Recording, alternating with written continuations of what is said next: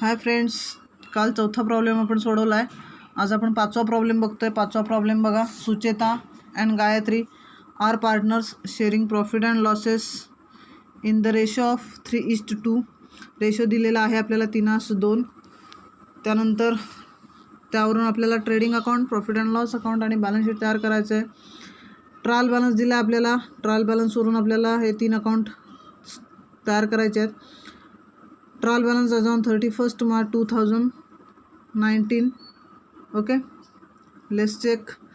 Purchase and sales ट्रेडिंगच्या डेबिटला, sales ट्रेडिंगच्या क्रेडिटला.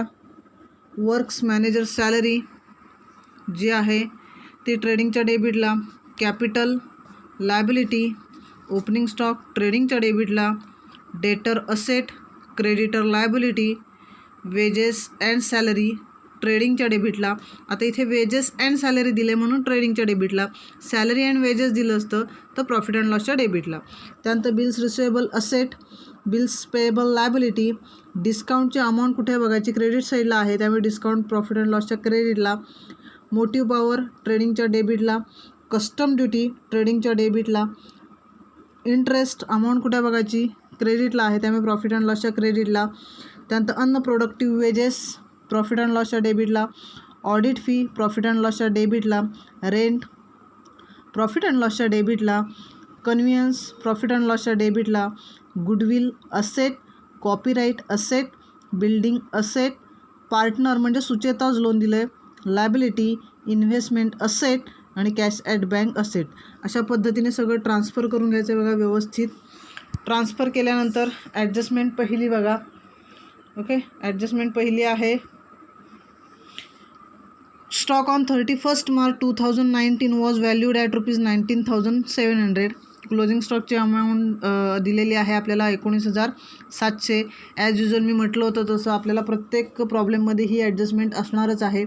सो फर्स्ट इफेक्ट ट्रेडिंग अकाउंटच्या क्रेडिटला, बॅलन्स शीटच्या असेट साईडला. ओके, ट्रेडिंग अकाउंटच्या क्रेडिटला आणि बॅलन्स शीटच्या असेट साईडला 2 इफेक्ट देऊन ठेवायचे आहेत, लगेच द्यायचे इफेक्ट. त्यानंतर दुसरी ॲडजस्टमेंट बघा. Goods costing ₹3,000 distributed as a free sample. आधी समजून घ्या. Goods costing ₹3,000 distributed as a free sample. 3,000चा माल, 3,000 किमतीचा माल distributed as a free sample. Free sample म्हणून वाटला आहे. ओके, 3,000 रुपयाचा फ्री सॅम्पल, नमुना, फुकट, कोणतेही पैसे न घेता फुकटमध्ये डिस्ट्रीब्यूट केले, वाटले. मग असं का करतो आपण? लोकांना फुकट का द्यायचं? तर जाहिरातीसाठी. सुरुवातीला आपली जाहिरात व्हावी, ॲडव्हर्टाईज व्हावी म्हणून आपण हे माल देतो. मग जाहिरात खर्च आहे. सो पहिला इफेक्ट प्रॉफिट अँड लॉसच्या डेबिटला टू ॲडव्हर्टाइजमेंट. ओके, त्यानंतर दुसरा इफेक्ट गुड्स बाहेर गेला आहे, माल वाटला आहे आपण, त्यामुळे माल बाहेर गेला बिझनेसमधून, त्यामुळे दुसरा इफेक्ट ट्रेडिंग अकाउंटच्या क्रेडिटला. Okay, by goods distributed as a free sample. बघा पुन्हा सांगते इफेक्ट. पहिला इफेक्ट प्रॉफिट अँड लॉसच्या डेबिटला टू ॲडव्हर्टाइजमेंट. दुसरा इफेक्ट ट्रेडिंग अकाउंटच्या क्रेडिटला by goods distributed as a free sample. त्यानंतर तिसरी adjustment. Motive power includes ₹500 paid for deposit of power meter. Includes म्हटलं की त्या पॉईंटमधून ते लेस करायचं. कायम लक्षात ठेवा, इन्क्ल्यूड्स हा शब्द आला की ते लेस करायचं. आता पुन्हा अर्थ सांगते त्याचा. मोटिव्ह पॉवर इन्क्ल्यूड्स, आपल्याला इथे मोटिव्ह पॉवर दिलेले आहेत बघा. किती दिलेले आहेत? 1,350. यामध्ये काय इन्क्ल्यूड झालं आहे? ₹500 कसले इन्क्ल्यूड झाले आहेत? Paid for deposit of power meter. आपला जो मीटर असतो, लाईटचा मीटर, ह्या लाईटचं मीटरचं डिपॉझिट जे आहे ते ₹500 ते त्याच्यात इन्क्ल्यूड आहे, ते त्याच्यात गेले मोटिव्ह पॉवरमध्ये. तो ₹500 खर्च मोटिव्ह पॉवरचा नाही आहे, तो वेगळा खर्च आहे, पण ते त्याच्यामध्ये गेलं आहे, त्यामुळे मोटिव्ह पॉवरमधून लेस. पहिला इफेक्ट मोटिव्ह पॉवरमधून लेस. ओके, मग हे कसले आहेत ₹500? तर deposit of power meter. Deposit it is an asset. Okay, ठेव. सो पहिला इफेक्ट मोटिव्ह पॉवरमधून लेस, दुसरा इफेक्ट बॅलन्स शीटच्या असेटला. त्यानंतर चौथी ॲडजस्टमेंट डिप्रिशिएट बिल्डिंग झालं आहे आपल्याला बिल्डिंगमधून लेस आणि प्रॉफिट अँड लॉसच्या डेबिटला. बिल्डिंगची अमाऊंट बघा किती आहे? बिल्डिंगची अमाऊंट आहे 88,000.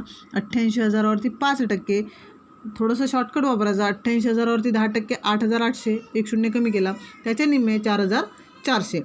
त्यानंतर राईट ऑफ ₹2,000 फॉर बॅड डेप्ट अँड मेंटेन RDD 3%. ओके. आता डेटर कुठे आहेत? 47,500. 47,500 एवढे डेटर आहेत. त्याच्यातून हे बॅड डेप्ट काय करायचे आहेत आपल्याला? न्यू बॅड डेप्ट आहेत. हे न्यू बॅड डेप्ट लेस होणार. सो 47,500मधून लेस न्यू बॅड डेप्ट 2,000 आणि वजाबाकी खालीच घ्यायचे, इनरलाच घ्यायचे. 47,500 वजा 2,000 45,500. बघा पुन्हा एकदा, डेटरमधून न्यू बॅड डेप्ट लेस ₹2,000 लेस करायचा. आणि दुसरा इफेक्ट, प्रॉफिट अँड लॉसच्या डेबिटला जर बॅड डेप्ट असेल तर त्याच्यामध्ये ॲड करायचे. आता दिलेले नाहीत बॅड डेप्ट, त्यामुळे डायरेक्ट टू न्यू बॅड डेप्ट 2,000. ओके. दुसरा इफेक्ट, 5% RDD क्रिएट करायचे आहे. मग 47,500 वजा 2,000 45,500. 45,500वरती 2% काढायची अमाऊंट आणि तेवढी लेस करायची. आणि दुसरा इफेक्ट, बॅड डेप्टमध्ये ॲड. ओके, कळलं? त्यानंतर bills receivable included dishonour of bill ₹4,000. Include मगासारखं सांगितलं, बिल्स रिसिवेबल इन्क्लूड म्हटल्यावरती लेस करायचं. पहिला इफेक्ट बिल्स रिसिवेबलमधून लेस. ओके. आणि दुसरा इफेक्ट डेटरमध्ये ॲड. ॲक्च्युली हे ॲड अगोदर करा 4,000. ओके. 47,500मध्ये ॲड अगोदर करा हे, आणि त्याच्यानंतर मग ते बॅड डेप्टचे इफेक्ट द्या, तसंही चालेल. अशा पद्धतीने हा प्रॉब्लेम देखील सोडवायचा आहे आणि ग्रुपवरती सोडवून टाकायचं आहे. काही अडचण आली तर फोन करा, मेसेज करा.